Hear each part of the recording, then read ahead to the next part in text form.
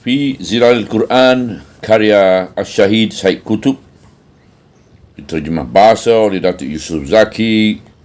Semoga Allah memberkati mereka. Pentafsiran ayat 189. Mereka bertanya kepadamu tentang anak-anak bulan. Katakanlah, ia adalah tanda-tanda waktu bagi manusia dan bagi ibadat haji, dan kebaktian itu bukanlah memasuki rumah-rumah dari belakangnya, tetapi kebaktian itu ialah mereka yang bertakwa dan memasuki rumah-rumah dari pintunya, dan bertakwalah kepada Allah supaya kamu mendapat keberuntungan. Ayat 189. Setengah-setengah riwayat menerangkan bahawa Nabi SAW telah dihadapkan dengan pertanyaan-pertanyaan yang telah kami terangkan sebelum ini mengenai anak-anak bulan, iaitu mengenai rahsia kelahirannya, perkembangannya dan kesusutannya. Mengapa ia jadi begitu? Setengah-setengah riwayat yang lain pula mengatakan bahawa mereka telah bertanya, "Wahai Rasulullah SAW, mengapakah dijadikan anak-anak bulan itu?" Pertanyaan yang akhir itu lebih dekat dengan cara jawapan, iaitu Allah telah berfirman kepada Nabi-Nya, "Katakan, fungsi-fungsi anak bulan dalam kehidupan, iaitu tanda-tanda waktu bagi manusia untuk menentukan masa ihlal dan masa ihram mereka, menentukan masa berpuasa dan berbuka mereka, dan menentukan masa perkahwinan, masa pencarian dan idah mereka, dan menentukan masa muamalat perniagaan dan hutang piutang mereka, juga menentukan segala urusan agama dan urusan dunia mereka." Sama ada jawapan ini merupakan jawapan kepada pertanyaan yang pertama atau kedua, namun kedua-duanya ditujukan kepada kegiatan hidup mereka yang amali, bukan ditujukan kepada pengetahuan teori.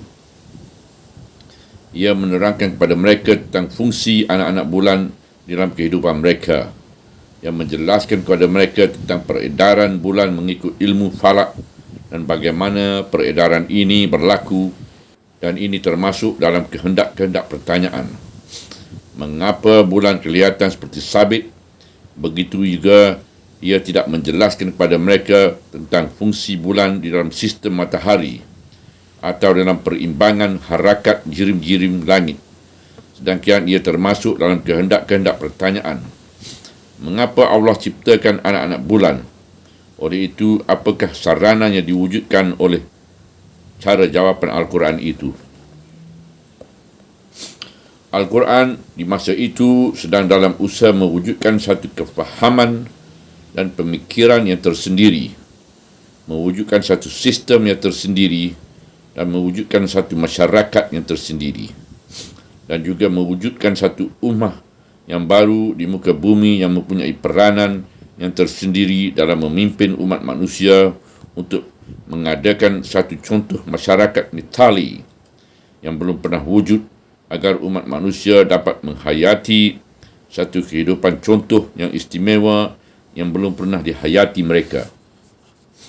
Dan juga asas-asas kehidupan ini dapat ditegakkan di muka bumi ini dan juga dapat memimpin umat manusia ke arahnya. Jawapan secara ilmiah terhadap pertanyaan-pertanyaan ini mungkin dapat memberikan satu pengetahuan teori dalam ilmu falak pada orang-orang yang mukakan pertanyaan itu, jika mereka mampu memahami ilmu itu berdasarkan beberapa maklumat yang sedikit yang ada pada mereka di waktu itu. Tapi hal ini amat diragui kerana ilmu teori yang seperti ini memerlukan kepada mukadimah yang panjang, yang dikira sebagai perkara-perkara yang sukar dibandingkan kepada taraf pemikiran dunia seluruhnya di zaman itu.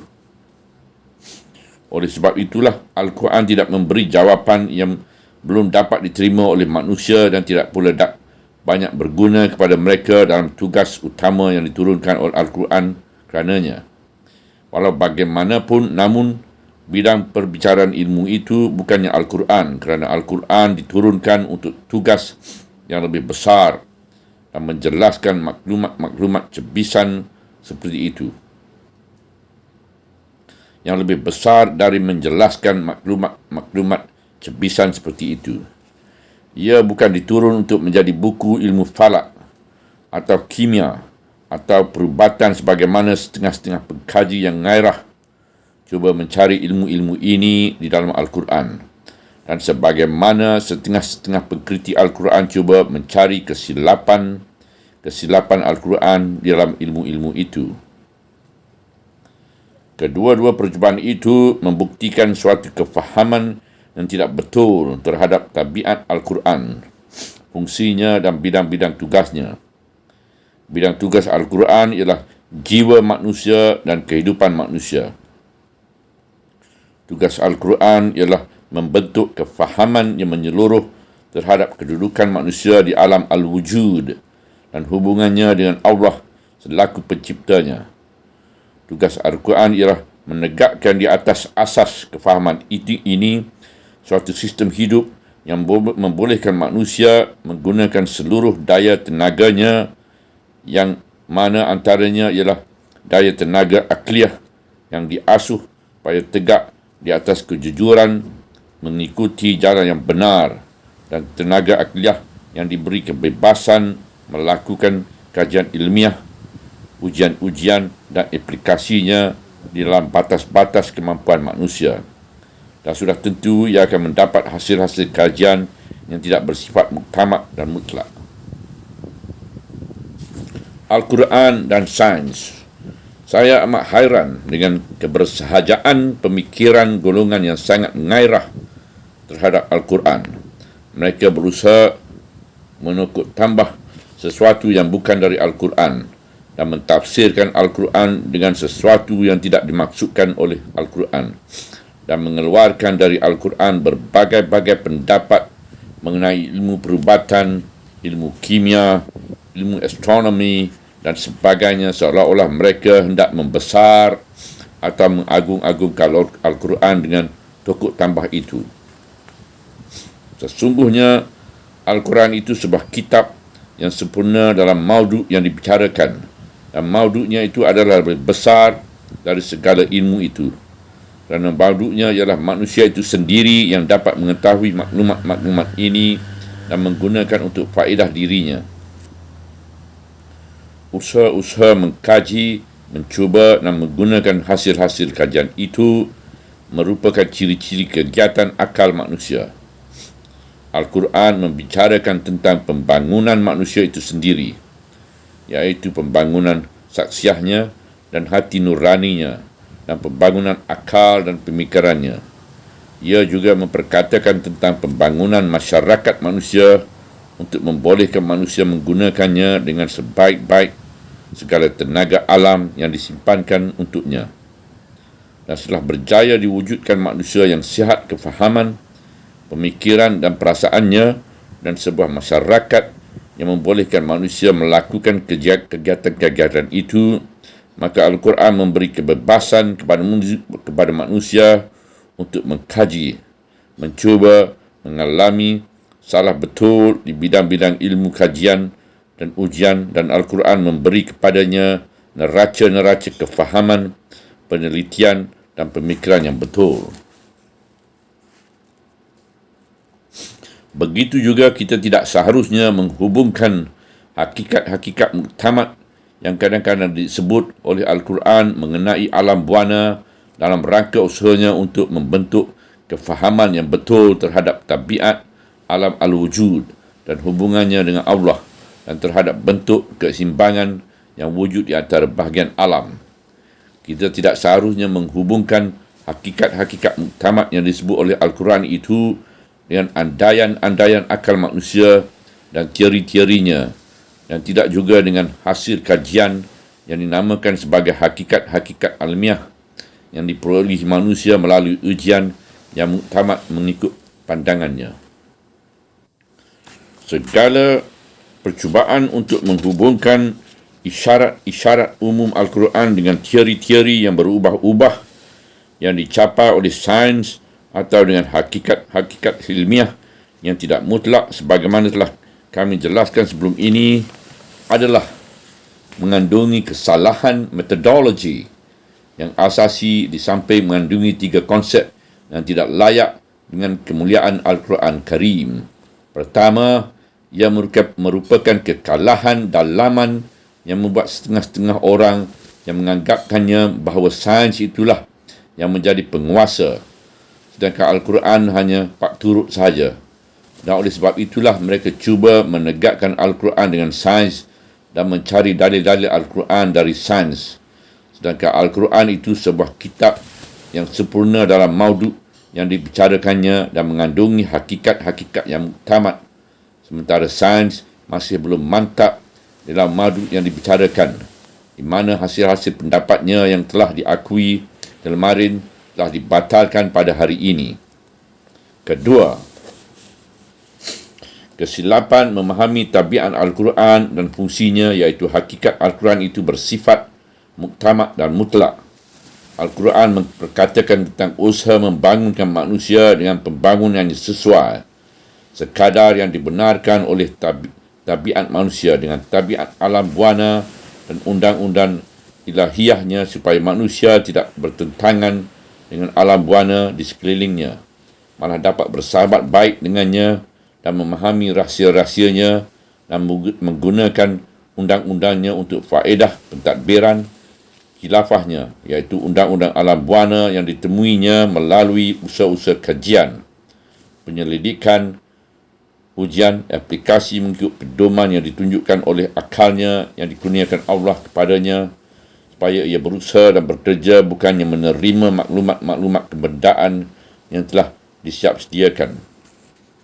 Ketiga, mengadakan takwilan yang berterusan yang dilakukan dengan keberatan terhadap nas-nas Al-Quran untuk memaksanya berkejar di belakang andaian-andaian dan teori-teori sains yang tidak tetap dan mantap, di mana setiap hari ada sahaja teori yang baru.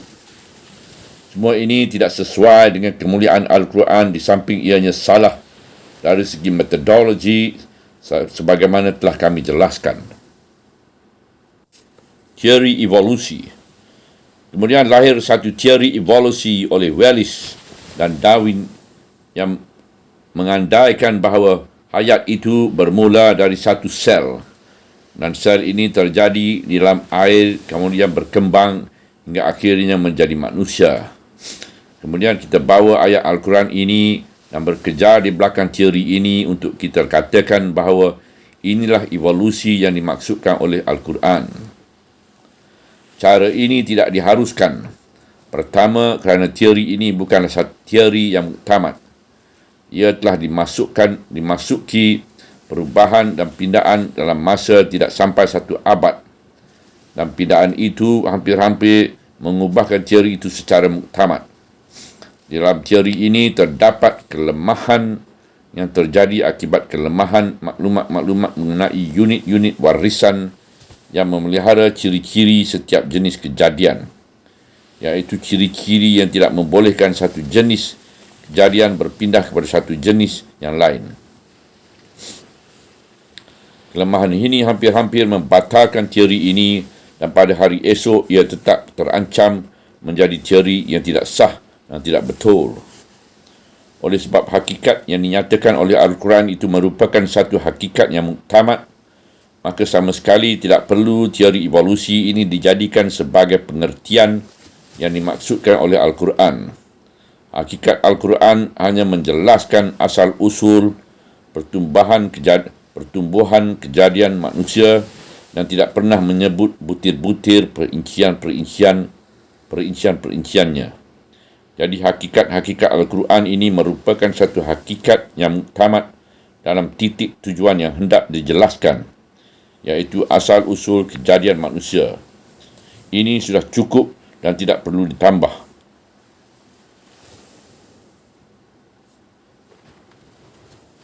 Kemudian Al-Quran mengatakan, agaknya apakah tidak orang-orang yang kafir itu berfikir bahawa langit dan bumi itu pada asalnya merupakan satu benda yang padu lalu kami pisahkan di antara keduanya. Surah Al-Anbiya ayat 30.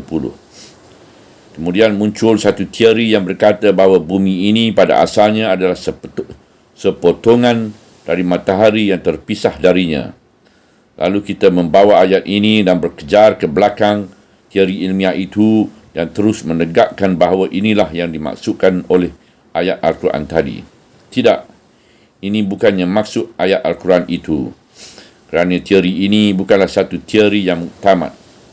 Di samping itu, di sana terdapat beberapa teori yang lain mengenai asal kejadian bumi yang bertaraf dengan teori tadi dari segi pendapat ilmiah. Adapun kenyataan Al-Quran, maka ia tetap merupakan satu hakikat yang muktamad dan mutlak. Ia hanya menentukan bahawa bumi ini dipisahkan dari langit.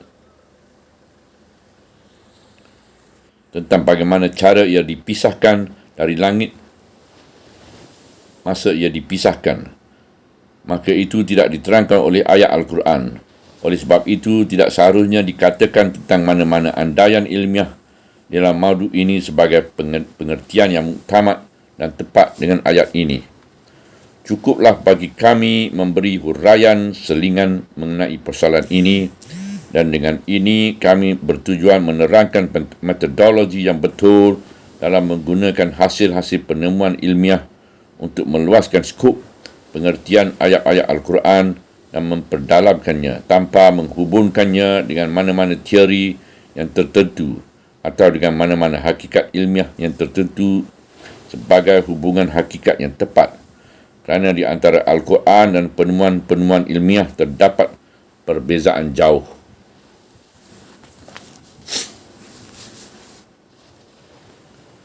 Kebaktian itu bukanlah memasuki rumah-rumah dari belakangnya, tetapi kebaktian itu ialah mereka yang bertakwa dan memasuki rumah-rumah dari pintunya, dan bertakwalah kepada Allah supaya kamu mendapat keberuntungan. Ayat 189. Pertalian yang kelihatan jelas di antara dua bahagian ayat ini ialah pertalian yang wujud di antara kenyataan Al-Quran bahawa anak bulan itu merupakan tanda-tanda waktu bagi manusia, dan ibadat haji dengan perlakuan adat kebiasaan jahiliah yang berhubung dengan ibadah haji yang ditunjukkan oleh sebahagian yang kedua ayat ini. Tersebut dalam Sahih Al-Bukhari dan Muslim dengan isnadnya dari Al-Bara radhiyallahu an katanya, kebiasaan orang-orang Ansar apabila mereka mengerjakan haji, mereka tidak masuk dalam rumah dari pintu-pintunya. Kemudian datang seorang lelaki dari mereka memasuki rumah dari pintunya, maka seolah-olah ia dicelakan kerana perbuatan itu lalu turun ayat ini. Abu Daud meriwayatkan sebuah hadis dari Syubah, dari Abu Ishaq dan dari Al-Bara katanya, kebiasaan orang-orang Ansar apabila pulang dari persafiran, ia tidak memasuki rumah dari pintunya. Lalu turunlah ayat ini. Perbatalan adat jahiliah. Sama ada amalan ini menjadi adat kebiasaan mereka dalam semua persafiran atau khususnya dalam persafiran haji saja. Inilah yang lebih jelas dalam konteks perbicaraan ayat, kerana mereka menganggapkan amalan ini sebagai suatu kebaktian atau keimanan. Oleh itu Al-Quran datang menghapuskan kepercayaan yang salah ini, iaitu amalan yang dibuat-buat yang tidak bersandar kepada sesuatu asal dan tidak membawa kepada sesuatu tujuan.